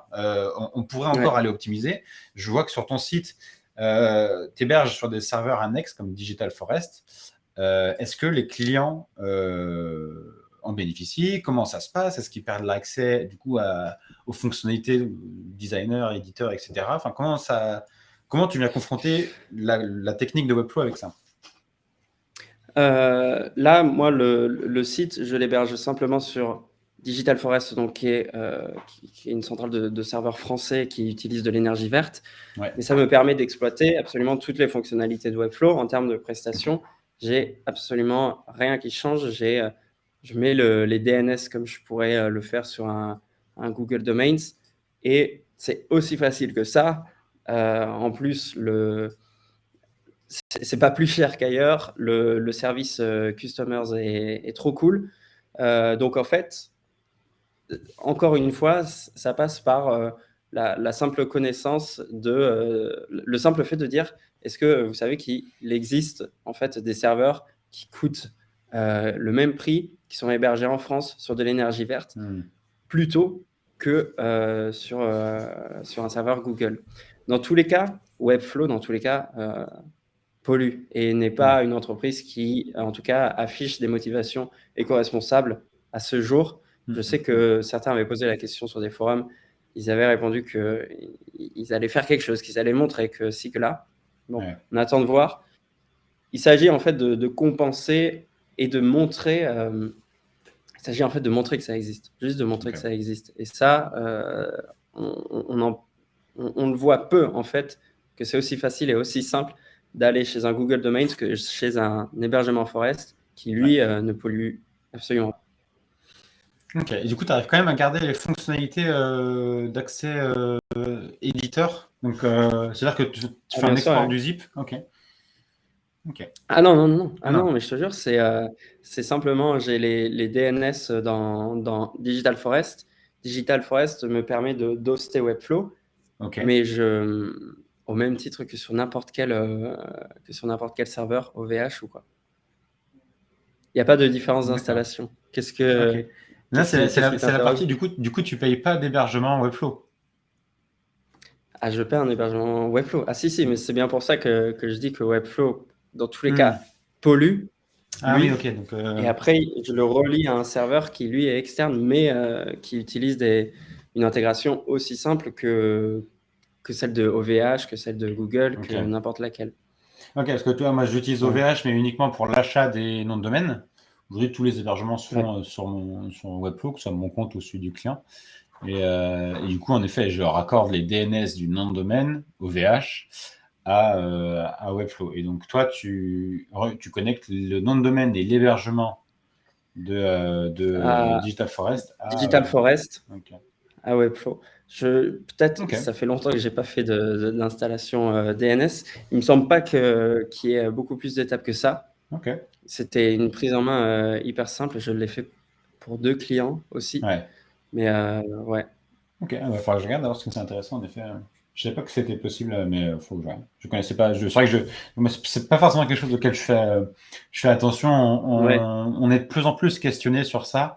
Je me souviens, j'avais une question il y a de ça pratiquement une semaine et demie sur ces sujets-là, enfin, sur ces sujets-là d'accessibilité et d'éco-responsabilité.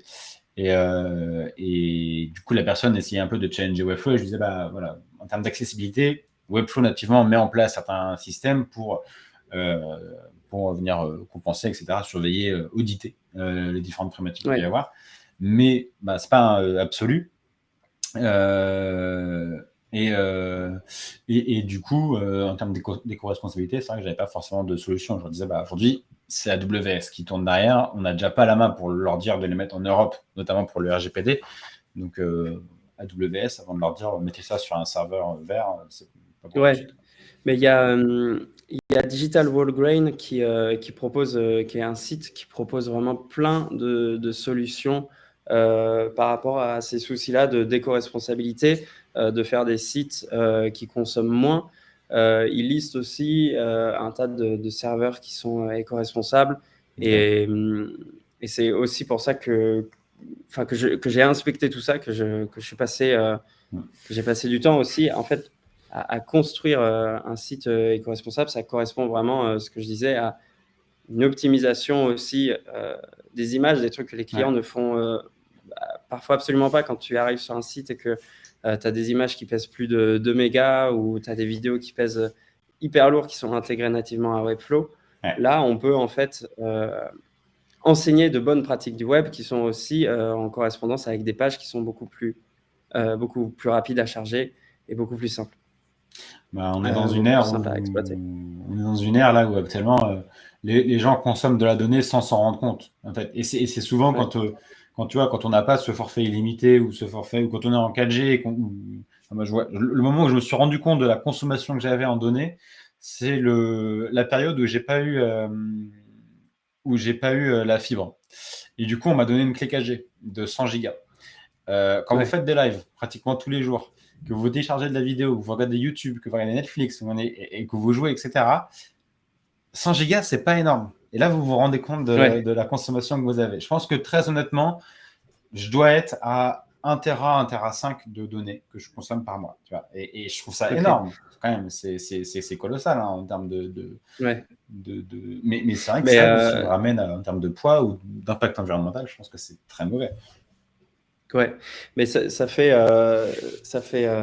écho à là, une vidéo que j'avais faite sur le Qatar justement et Ah sur oui. la façon dont ils utilisaient leur site où en fait, euh, il y a cette notion d'accessibilité aussi, où quand tu arrives, tu vois, tu as une vidéo qui est diffusée en arrière-plan, tu as des fonds noirs, tu as des fonds blancs, et tu n'as pas forcément une lisibilité qui est top, une accessibilité qui est top, alors qu'une simple façon, c'est de pouvoir mettre en pause la vidéo, de décider si on la joue ou pas, et on voit que c'est complètement compatible avec l'accessibilité, en fait, et le fait de choisir si l'utilisateur veut lire ou non une vidéo, quoi. Ouais, tu vois, ça, c'est à la fois de l'accessibilité et à la fois de. C'est là où les deux milieux se mergent, quoi. C'est l'accessibilité technique déjà et l'accessibilité, enfin, l'éco-responsabilité qui vient Ouais. se réunir.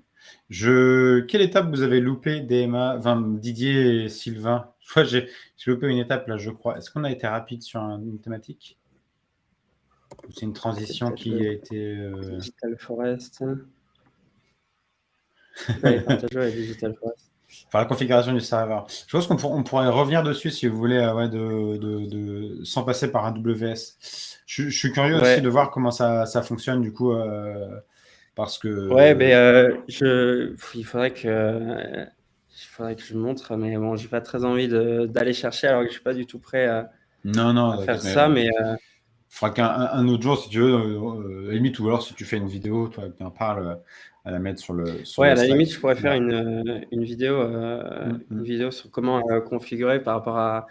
J'avais tout appris sur Digital Walgrin, et après j'avais eu le service customer de Digital Forest aussi qui m'avait aidé là-dessus. Ouais. Donc à la limite, ouais, c'est pas un sujet. Parce que finalement, quand même, je rappelle Didier et Sylvain, Lilian précisait bien qu'il payait un hébergement Webflow. Donc il y a un hébergement Webflow et il y a un hébergement Digital Forest. Par contre, tu passes pas par la solution. En gros, quand le nom de domaine, c'est là où pareil, c'est un peu flou. Quand la personne accède au nom de domaine, le nom de domaine vient chercher l'hébergement, le serveur, et là où il trouve Webflow, il est automatiquement redirigé ou alors non, il trouve Digital Forest, il trouve le serveur Digital Forest qui lui se puise dans l'hébergement AWS. Je pense que l'hébergement AWS nourrit l'hébergement Digital Forest. Mais du coup, il n'y a pas de trafic sur celui non, de AWS. Dans tous les cas, on n'évite pas l'hébergement. Dans tous les cas, on n'évite pas l'hébergement Webflow. Je passe par Digital Forest, mais je suis obligé de passer par Webflow. Alors, est-ce que je consomme encore plus? C'est vrai que c'est une bonne question, mais non, puisque tout ce que je consomme avec Digital Forest, ce n'est que de l'énergie verte, ce n'est que de l'énergie qui est retravaillée, qui est reconsommée. Je pense, de la manière dont je le comprends, c'est que en effet, donc, tu payes un hébergement AWS. L'hébergement AWS, il stocke une seule fois, mais par contre, tu ne le charges qu'une seule fois. En fait, c'est comme si Digital Forest ferait une copie du site à l'instant T. Quand tu publies AWS, ça te fait une copie sur Digital Forest, qui du coup est hébergé par de l'énergie verte. Et quand tu accèdes au nom de domaine, tu vas chercher dans Digital Forest. Tu vas voir cette copie, en fait. Et donc, tu navigues et tu ne fais que des requêtes à un hébergement vert. C'est comme ça que je le comprends. Mais je vais faire. En vrai, ça pourrait me donner une idée là de même pourquoi pas de voir avec un des gars de Digital Forest pour en parler. Ça pourrait être un post intéressant. Comme ça aussi, moi, je pourrais me plonger plus en expertise dans la technologie et dans la façon de faire et les renvois dont tu parlais là exactement. Donc clairement, ça pourrait être une bonne idée d'en parler, d'éclaircir ça aussi, moi de mon côté, pour en parler là plus sereinement. Ouais, parce que là, franchement, si ça fonctionne comme ça, c'est vrai que c'est, je pense, très intéressant en termes d'énergie. Parce que ton AWS ne sert qu'à avoir un accès éditeur.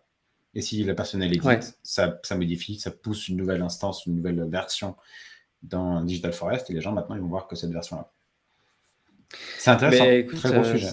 Ouais, gros sujet. Je vais me le noter dans mes posts ou publications sur mon site.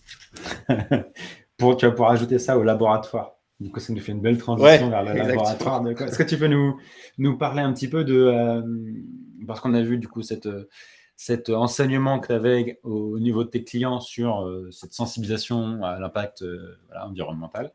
Tu avais également cette pédagogie que tu apportais aux clients pour lui permettre de gagner en autonomie. Et là, tu as une pédagogie qui, je dirais, un peu plus orientée grand public avec la page laboratoire sur ton site et le nouveau, parce que j'ai l'impression que c'est quand même assez récent, contenu que tu proposes sur LinkedIn notamment. Est-ce que Ouais. tu pourrais nous expliquer un peu pourquoi tu as créé ce laboratoire et qu'est-ce que tu y fais? Ouais.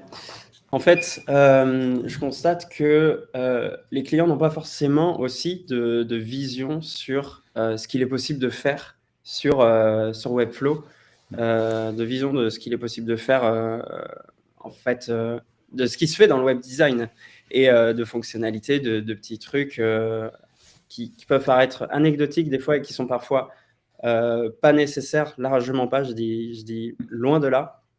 Mais c'est en fait toujours dans cette démarche de montrer que oui, c'est possible de le faire, et ben proposer là une petite partie de mon site où en fait, et ben je montre ce qu'il est possible de faire, je montre des choses que j'ai pu créer moi de mon côté et c'est d'animation, tout ce qu'il y a de plus classique que nous, on peut voir tous les jours en tant que web designer, mais que le Ouais, client, lui, n'a pas de connaissance.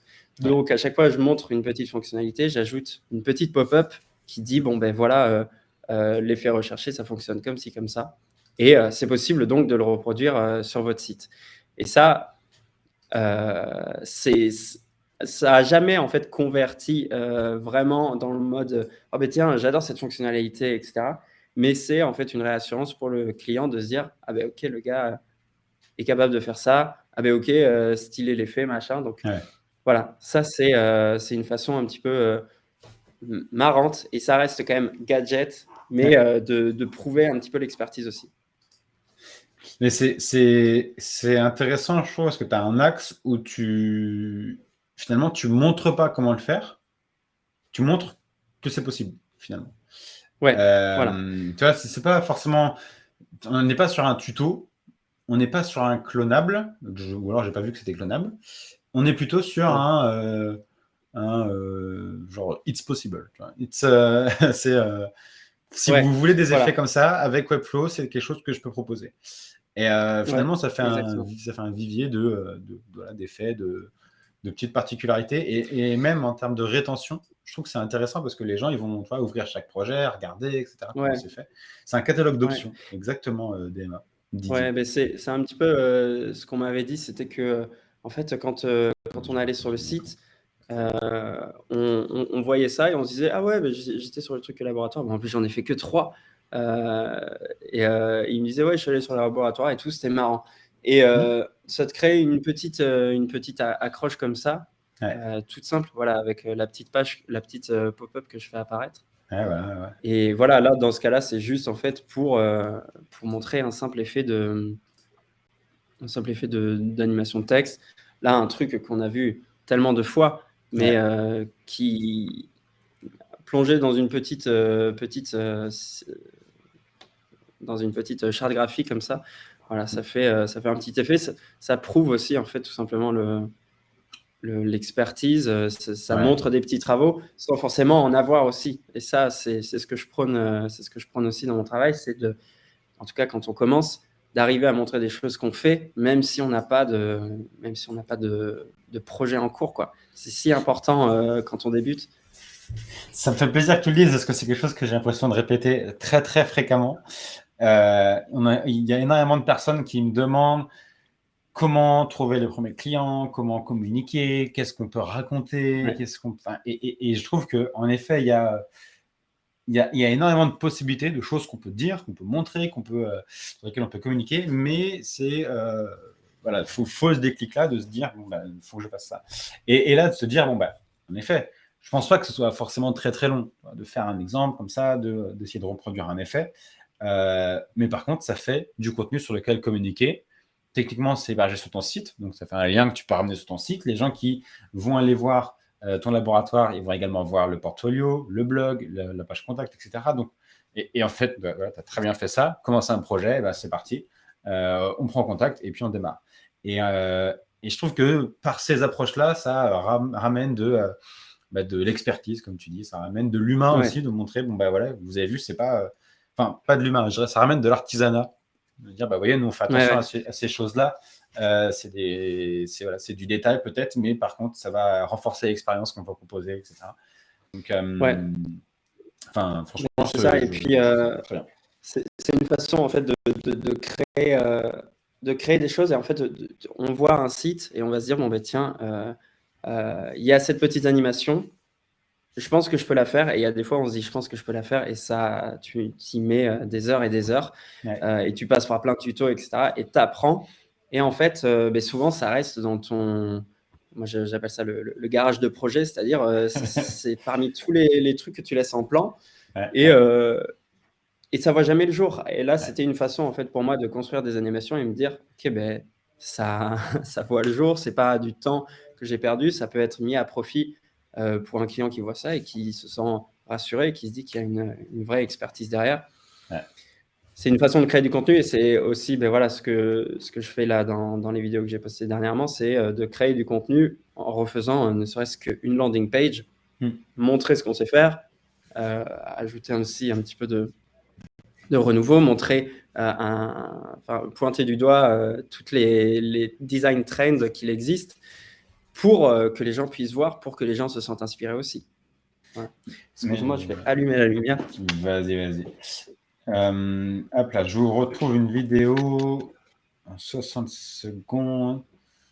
Voilà, on va prendre celle-ci, je vais vous la partager, comme ça vous allez pouvoir la voir. Partager, copier le lien vers le post. Parfait. Et je vais vous la mettre dans le chat, comme ça vous pourrez la voir. Et je la mettrai dans la description pour ceux qui accèdent au replay. Voilà, une vidéo de 60 secondes qui explique comment revoir le héros le héros et la nave, il me semble, d'une enseigne de burger.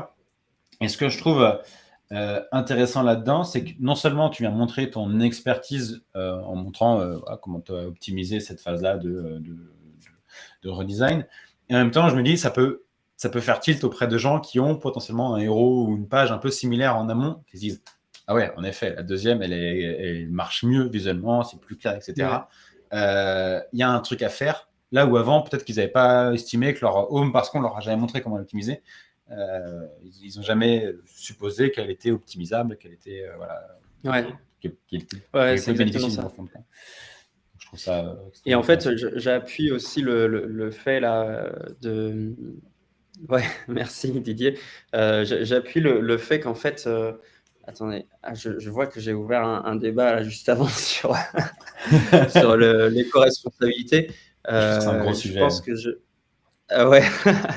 pense que pour revenir simplement là-dessus, je pourrais faire une vidéo là, comment j'exporte le code et tout, comment je le rentre aussi sur.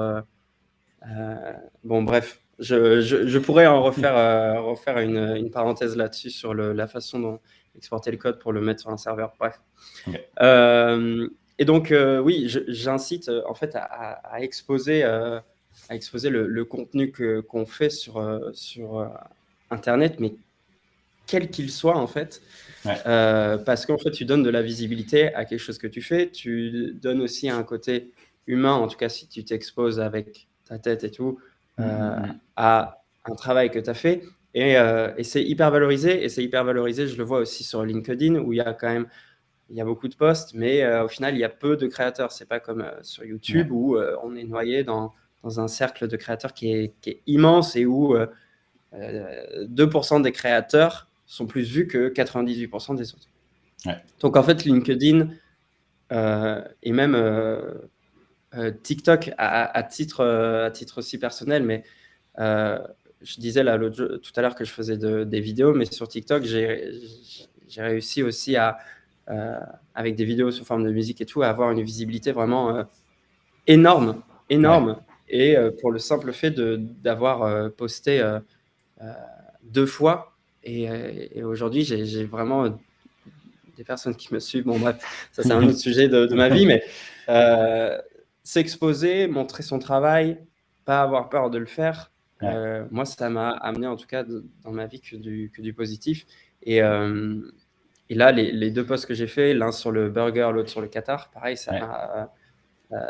ça m'a permis d'avoir des petits messages hyper gentils. Il y a certaines personnes qui m'ont contacté aussi pour me demander quel type de service je faisais, etc. etc. Donc ça, pour moi, c'est hyper bénéfique. Après, ça reste quand même un peu difficile de le faire aussi.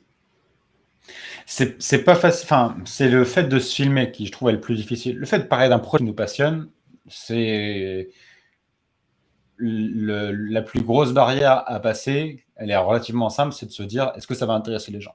Dans tous les cas, ça intéressera quelqu'un. Moi, je parle du principe que ça intéressera au minimum une personne. Dans ce cas-là, j'aurais au moins été utile à quelqu'un. Mais c'est le fait de se filmer qui, je trouve, est quand même beaucoup plus difficile parce que peut-être qu'on va, voilà, je sais pas, bloquer sur un mot, parce qu'on va se répéter, parce qu'on va peut-être avoir l'impression d'être lent ou d'être trop rapide dans l'élocution, etc. Donc, je trouve que le fait ouais, de se filmer, d'expliquer quelque chose, c'est un cap en plus. Mais par contre, on peut très bien commencer en partageant son écran et en disant, bon, voilà, là, projet numéro 1, j'arrive avec ça, et voilà où je vais, finalement, voilà ce que j'ai redesigné, voilà ce que j'ai réimaginé, voilà Ouais. et ça apporte de la valeur.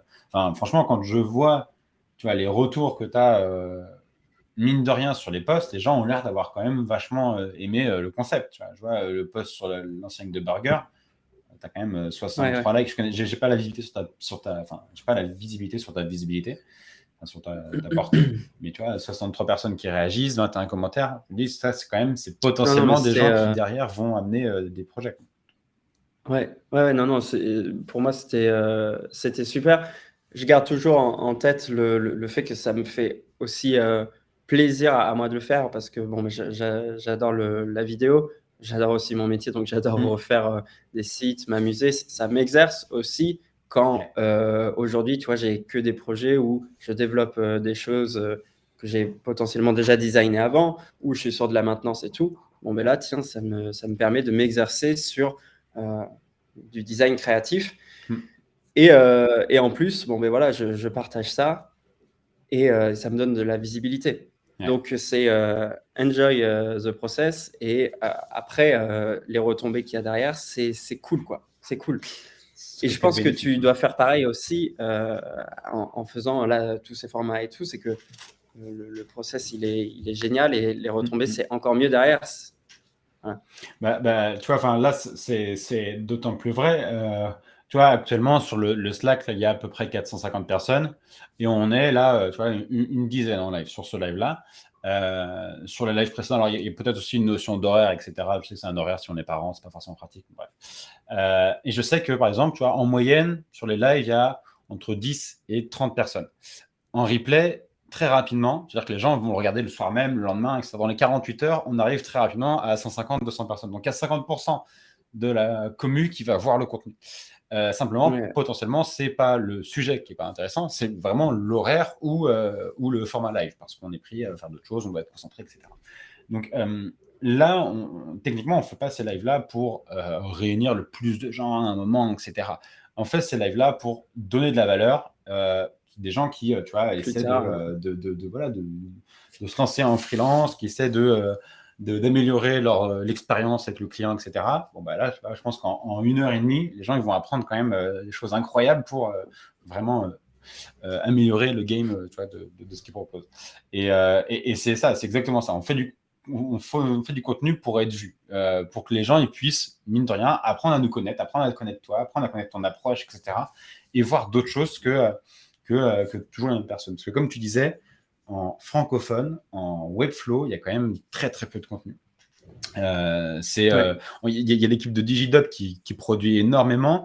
Il y avait aussi Alex Tourgis avec l'équipe de Tambienne qui crée du contenu en français, qui aujourd'hui est en anglais. Donc, on est sur des sujets un peu plus techniques, mais je pense que quand on arrive sur des sujets un peu plus techniques comme ça, on gagne aussi un peu en aisance. On a, je pense, parcouru un peu du Stack Overflow, etc. Donc, on a quand même une Ouais. compréhension de l'anglais. Mais c'est vrai au-delà de ça, il n'y a pas énormément de contenu sur YouTube déjà. Et après, en termes de blog, il n'y a pas d'énormes blogs qui référencent tout ça.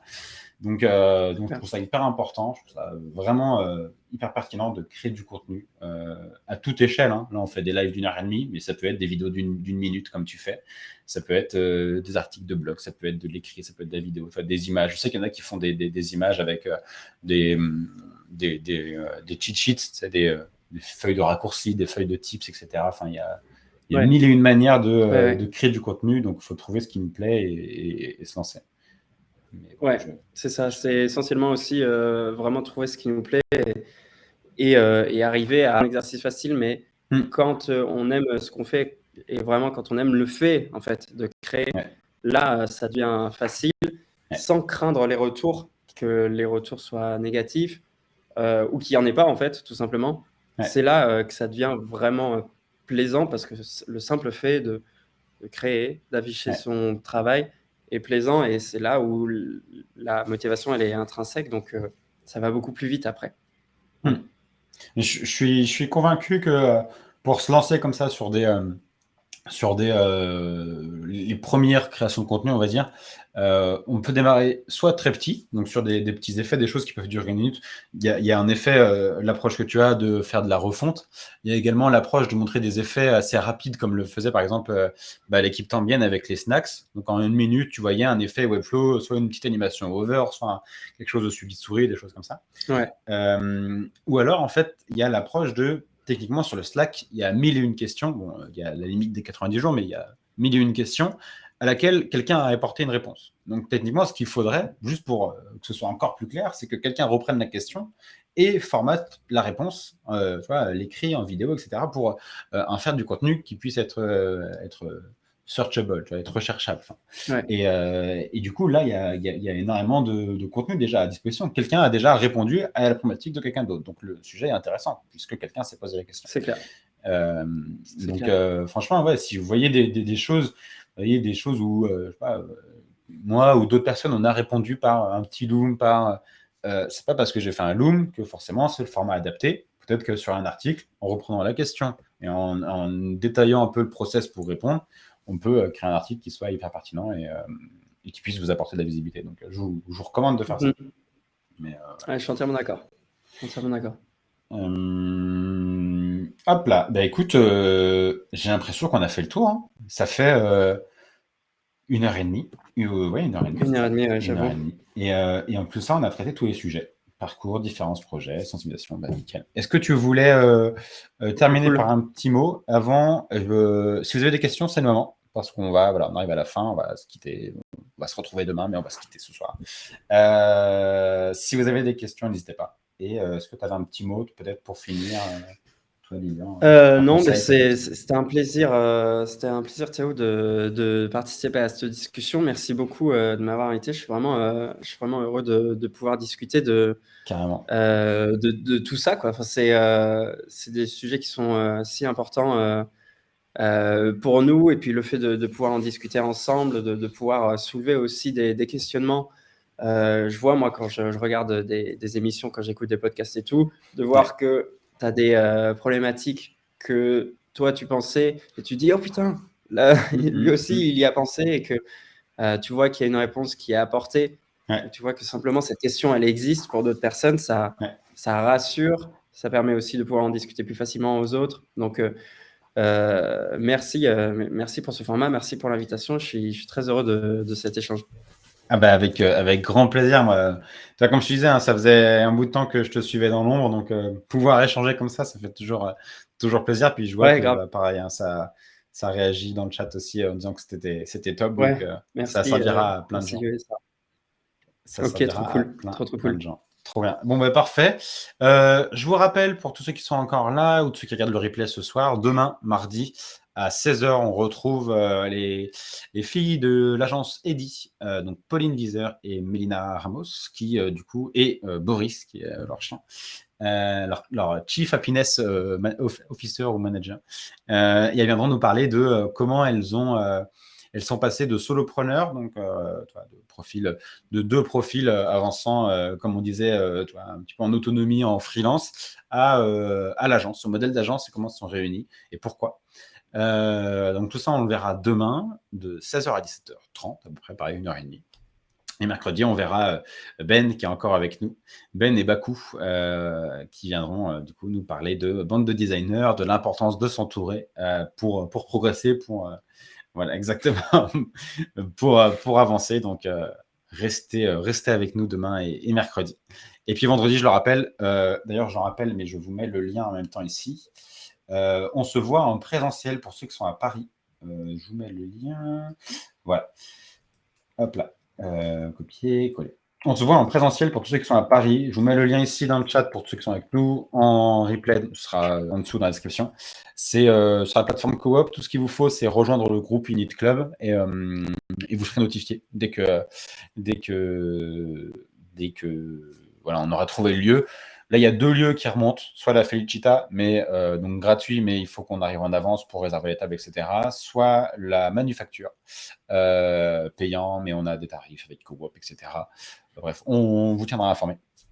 Tout ça, et ça peut être cool, et puis on mangera ensemble le midi. Voilà. Felicita, pas mal. Bon, bah, nickel. En plus, ça, il y a tout ce qu'il faut pour manger, il y a tout ce qu'il faut pour rester un peu le soir si on veut boire un verre aussi. Donc, on est en train de réfléchir à ça, mais n'hésitez pas à vous inscrire et on vous tient au jus pour la suite. OK? Merci Lilian, merci tout le monde. Merci à toi. Et puis à la prochaine, bonne soirée. Ciao, ciao. Ouais, merci. Salut Théo. Ciao. Salut tout le monde, ciao.